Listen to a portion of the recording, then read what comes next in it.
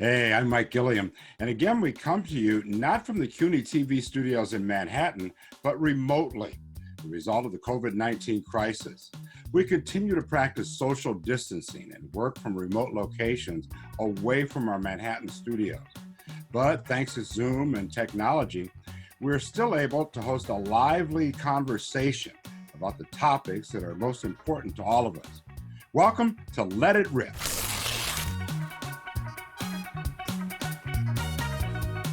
Social or physical distancing, the practice of everyone staying at least 6 feet apart, coupled with the wearing of masks, is being credited with helping to contain COVID-19 in New York and across the country. Experts say it saved countless lives, but it has also ripped the scab off an old wound here in New York City. Police have been charged with maintaining social distancing and getting people to comply, but that has brought old problems to the forefront. Similar to stop and frisk, many see uneven enforcement. Whites sunbathing and not maintaining social distancing, or wearing masks in Central Park on a sunny day, or what looked like Mardi Gras in New Orleans on a warm weekend on 2nd Avenue on the Upper East Side, with liquor on the streets and people sitting in restaurants. While violent confrontations like this one between police and people of color take place in the city. We're joined by 3 guests who know this issue inside out. New York State Assemblyman Charles Barron of Brooklyn, and criminal justice professor and former NYPD Lieutenant Darrin Porcher. And from the Legal Aid Society's Cop Accountability Project, Molly Griffard. Welcome to all of you. Molly, you just conducted a study. What did you find? So what we found was that by looking at 311 complaints, 311 complaints across the city are spread out roughly evenly. They're not predominantly occurring in Black and Latino neighborhoods, and that's 311 complaints for social distancing. And yet we're seeing much more enforcement, much more adverse enforcement against people in Black and Latino neighborhoods. So many more summonses and arrests arising out of COVID-19 related incidents in those neighborhoods. And so oftentimes when we spot disparities, law enforcement will say, well, we're just following the calls and we're just going to where the crime or where the issues are. But what our report that just came out yesterday shows is that's really not the case. Social distancing is a problem everywhere, and yet enforcement is happening predominantly in Black and Latino neighborhoods. Assemblyman Barron, when this was all kind of set up from the get-go, from the very beginning, was it set up wrong? Let me just say this, Mike. This is not new. We've been studied. We have all of that information in, but ever since the establishment of NYPD on May 23rd in 1845, one of their projects was to actually monitor us gathering vagrancy laws more than 3, 4, 5 at a time. So when we came into this pandemic, we already had problems. The stop and frisk never stopped. They stopped recording it. They keep doing it. So how does 2,000 Hasidic Jews get to march during a funeral and they give them out masks?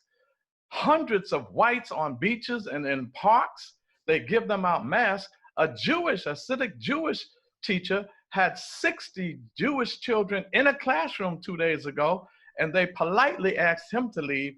We get together, and all of a sudden, it's a beatdown. I'm telling you, Mike, it's a powder keg out here. Don't blame me. This is a warning, not something I would like to see. But when all peaceful methods for getting justice are denied or rejected or rationalized away by the mayor and the police commissioner, or deafeningly silent by the governor, when these things happen, there's a potential racial explosion with the police department in New York City. Darrin Porcher, how do you see all this? Well, I think the epic failures in government should be attributed to Mayor de Blasio. When we look at the disproportionate enforcement in the communities of color in comparison to what you see in the Hasidic community, I think it begs the question of, is the enforcement done appropriately? I believe that the police are, I should say, the communities of color are under siege. And when we look at what's happened with not just the COVID-19 pandemic, but just socioeconomics, it's clear that there hasn't been the necessary resources in the communities of color. So as a result of it, we see high numbers of people within these communities that are being infected with the virus. And that's truly due to the services or lack of services in those communities.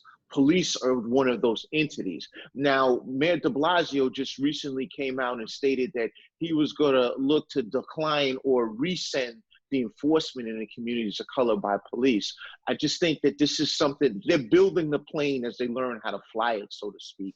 And I genuinely believe that police are needed in the communities of color because we're under siege. I'm speaking as an African-American male that's lived in New York City for years on end. But it just goes back to how the enforcement is being introduced to these communities. I think there's a series of adjustments that needs to come into play. We've all seen the viral videos of officers with aggressive takedowns. And granted, in no way, shape, or form am I someone that sides with that.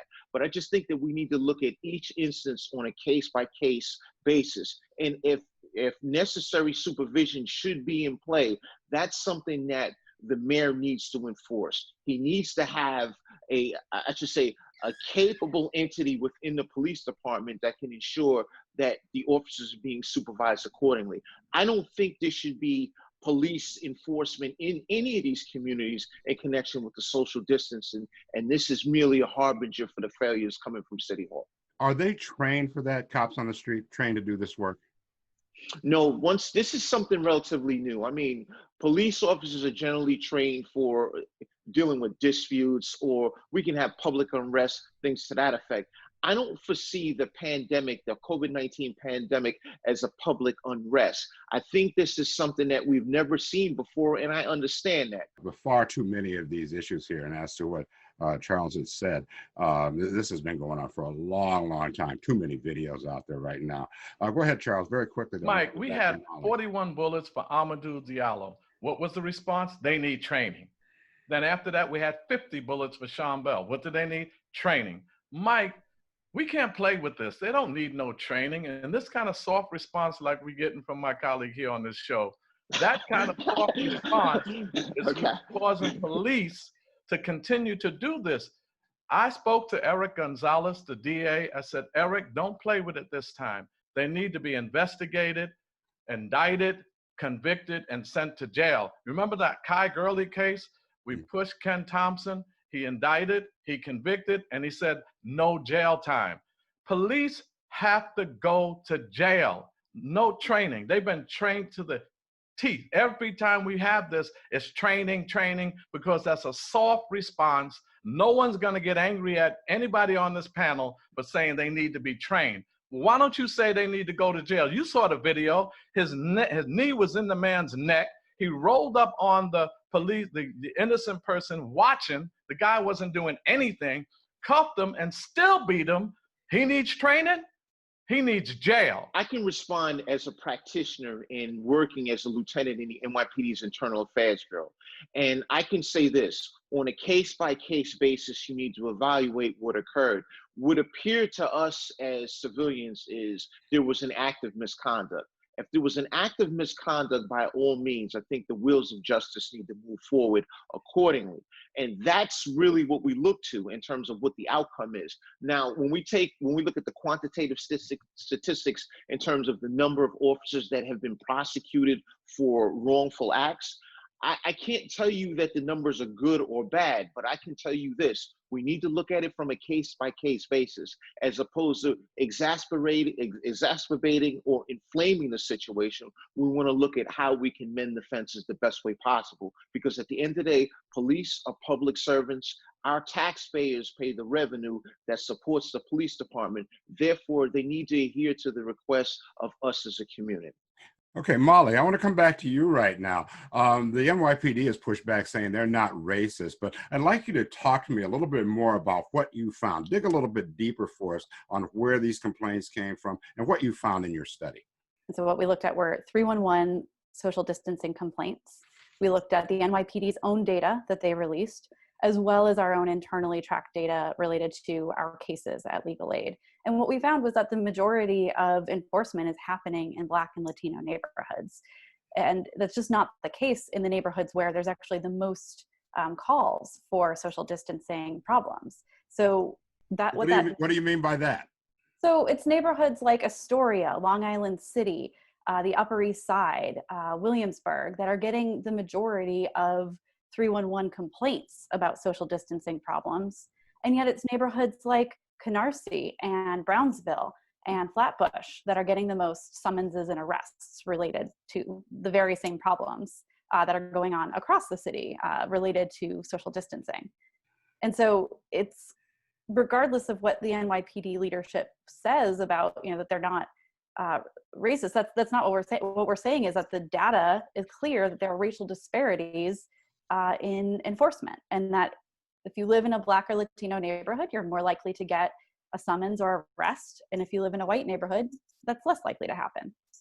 The question is the consequences. No one on this panel is speaking about consequences. One is telling us about a study. The other is saying police have a hard job. You know what Commissioner said? That he doesn't see his police policing the white community any differently from the Black community. He needs to go, because if he can't see that, then he's blind consciously. I'm saying to you, Mike, the police, the best signal that can happen for the police, not more training, not more studies. They need to go to jail. When they know that if they violate our human right to move about freely in our community, you're going to jail. If you hit us, assault. If you use deadly force excessively, murder or manslaughter, police have to go to jail, because if not, there are some people in the South now that are picking up arms and going into, because they can, it's illegally state in Georgia, they carrying arms in the white community saying, even Stevens, mess with us now. And that's not we inflaming something. That's what they always say, we're inflaming it. No, you are inflaming it when you justify and don't speak out against those racist cops that are killing our people and violating us. Okay. Go ahead, Darrin. Okay, well, first, I never stated that just in connection with what my counterpart stated, I never stated that the police have a hard job. What I stated is we need to look at it from a case-by-case basis. But in essence, the policies come from City Hall, not one police plaza. That being said, the mayor is the person that shoulders the brunt of the blame for this. So in addition to that, when we have these issues, we need to have a panel that can give us a qualitative assessment as to what's happening both right and wrong, and ever so evolve the process of policing. This is not a one fixed solution. We just can't use a blanket term of this is racism, because this has been going on since the 1960s. We need a qualitative process to sit down and assess what's happening, and that's how we can draw conclusions as to where we move forward, because the claims of racism have been going on for year on end, and that has gotten us nowhere. In your professional opinion, though, Darrin, in your professional opinion, do you think that that amount of force was justified in that case? And do you think that the officers involved there, especially the guy who was on the man's neck, do you think that he should be prosecuted? Would that be justified? Well, as a practitioner and former NYPD Lieutenant assigned to the Internal Affairs Bureau, it appeared as if this was a case that involved an excessive use of force. So when we have a case where an excessive use of force is introduced, there are two factions that come into play. You have an administrative protocol, whereas an officer would be disciplined with, let's say, hypothetically, the loss of vacation days and put on a disciplinary probation, and a monitoring system, disciplinary probation. But then you also have another component that bifurcates into the district attorney's office. The police department doesn't prosecute. It's the district attorney's office that does the that has the prosecutorial arm. So the bifurcation of the administrative process and the district attorney's office would then determine what the outcome for that officer would be. Molly, what's your opinion on that legally? What do you see?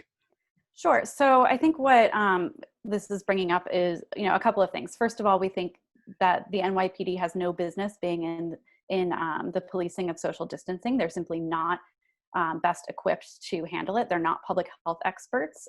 Community leaders and public health experts are far more credible and more effective at encouraging social distancing. And so that's really the first step would be just get the NYPD out of social distancing enforcement to start with, because when they're involved in it, we see racial disparities and we see escalation to the use of force, such as this example that we're talking about.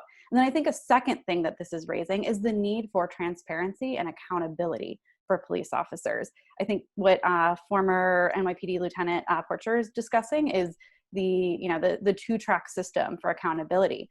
Both of those tracks are broken. We simply do not see the kind of accountability that our communities need to be able to trust the police. So a key step for fixing that problem of a lack of accountability is transparency.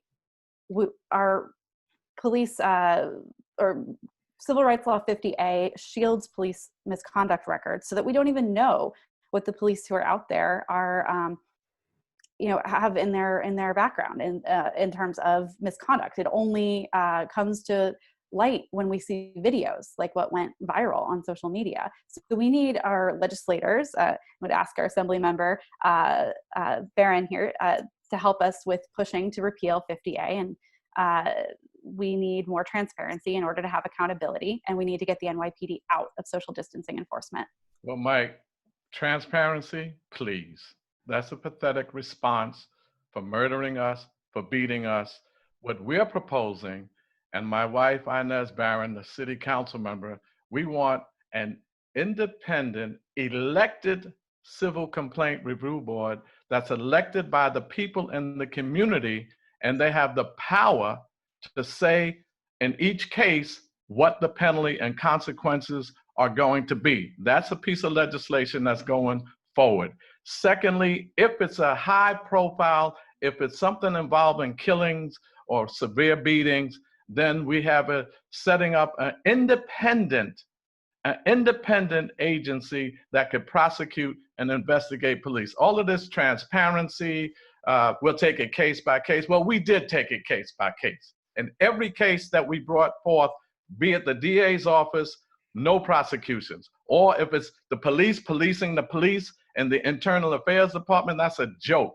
And the Civilian Complaint Review Board, even when they say 95% of the time that the police were wrong, they get a slap on the wrist. They miss a vacation day. One or two may get fired if they murder us, but the best is missing vacation days. If we get this passed, we will have an agency that the people control in the community. We should control the police. We should determine who's hired and fired. Okay, you bring me to my wrap-up point here, because the way I see this, the commissioner should probably be an elected position.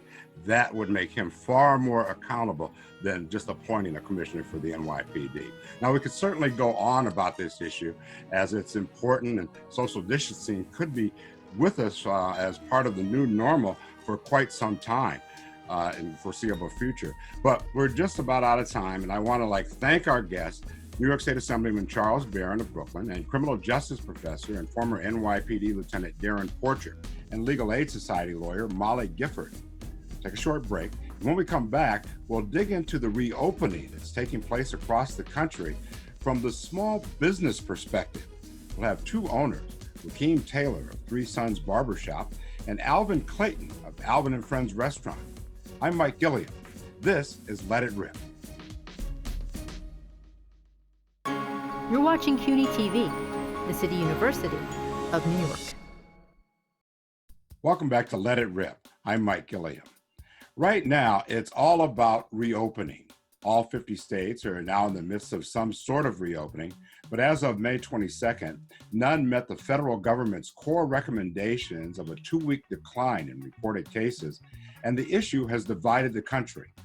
Certainly everyone wants a return to normal life, but the divide is over when it's safe to do so. To me, it seems there are many who say the economy must reopen now before it's too late for businesses and their workers who are all taking heavy losses. And there are others who say, yes, the economy is important, but we can't go too quickly and risk a dangerous second wave of the virus, more death, and even the possibility of another shutdown. Here to discuss, we have two owners, Rahkeem Taylor, the owner of 3 Suns Barbershop, and Alvin Clayton, the owner of Alvin and Friends Restaurant in New Rochelle. Now, neither of you has been able to reopen. How do you see it? Should we reopen now or go slow? Definitely we should go slow. I believe in putting public safety and health first. Alvin, how do you see it? You know what? I haven't been able to be open to the public for them to come in and sit down, but I'm in a bit of a better situation because we've actually been able to do pickup and some delivery. So there's been a little bit of activity, but I'm also on the side of caution for the public. How would you like to see the criteria for reopening changed, or would you? I mean, I think we're in a bit of a limbo situation because we have to wait to find out what the state would allow, how many people to be in the restaurant, to see if we have to make any changes with as far as our seating goes and different things like that. So it's a weird place to be in right now because we're not sure what's going to happen. We're not even sure exactly when they will let us open, really to the public. So you can't really make any plans until you at least get some kind of feedback from what the state's going to do. So it's a bad place to be in right now. But like I said, at least we have a little something going on that's keeping us a bit relevant in people's eyes. So I'm thankful for that. Do you think that with that pent-up demand, as the president often talks about, that business will be the same once they do allow you to reopen? What do you think, Rahkeem? I think it's still going to be hesitant people coming in. It's going to be slow for a while before things get back to normal. I don't know. It's going to take some time. I really don't know what's the outcome's going to be when we do reopen. But I'm in a worse situation than Alvin. Like there's no money coming in at all. I just have to wait whenever the city decides for us to reopen. How does your business work? I know a lot of barbershops and hair salons, the owner rents space, and then each person who has a chair would then rent that chair from the barber or the owner. And then in a situation like this, if they can't have the chair, there's no money coming in. Is that kind of what you're dealing with? Yeah, exactly. It's I'm renting booth rentals, and it's independent contractors, barbers and beauty salons. Okay. So does that kind of hurt you as far as being able to get to the money that's being put out there by the government? Yeah. I'm not getting certain kind of loans. I applied for a few SBA loans, but haven't received anything. Certain loans, the way I run my business, like you said, I don't qualify for those type of loans. Mm-hmm. How about you, Alvin? You've dealt with the loan situation too, right? I have. First of all, I feel for Rahkeem, being in business and, hearing what he's going through really, really hurts me. Wish you all the best, brother. Thanks. But, the first round of stimulus money, I got nothing. I actually brought a few people back in, hoping that we would get, some relief money, and then we didn't get anything. And so I was on the hook for that, bringing the employees. So you can't have people working for you and not pay them. But fortunately, on the second round, the second go ahead, I was able to get some help, which has been, has helped us sustain. Also, I feel very blessed because we live in a community in New Rochelle. The leadership here has been very proactive. And so there's this program, it's called Nourish New Rochelle. And what they've done is a lot of development going on in New Rochelle at the moment. So they got the developers from New Rochelle to put a fund together for underserved families. And they've been buying gift cards from the different restaurants. So that has been very, very helpful for us. Food for thought. Now, this is a tricky area, a tough balancing act that needs real leadership. I want to thank our guests, the owner of Suns Barbershop, Rahkeem Taylor, and Alvin Clayton, owner of Alvin and Friends Restaurant, for coming on. Thank you both. We're going to take a short break, and I'll be back with some final thoughts. I'm Mike Gilliam, and this is Let It Rip. You're watching CUNY TV, the City University of New York. Welcome back to Let It Rip. Seems to me guidelines should have been issued and followed from the top down and reinforced. If you need 14 days of decline, all states should have had to have 14 days of decline before reopening. That was not the case. On social distancing, same story, a divide. On one side, some call it an overreach, an overreaction by the government, and head out to the bars and beaches. But my guess is they haven't buried friends or loved ones, or just as important, worked in a hospital on the front lines of the pandemic and witnessed the death while risking their lives. While communities of color are once again raising a red flag and saying, hold on here, we're being held to a different standard and subjected to brutal enforcement tactics. We're fractured right now and dealing with very tough circumstances. We need to come together to make it through, but that might be tough because leadership is lacking from the top. And every day, this becomes more and more political and not about the people. I'm Mike Gilliam. Thanks for joining us, and we'll see you next time on Let It Rip.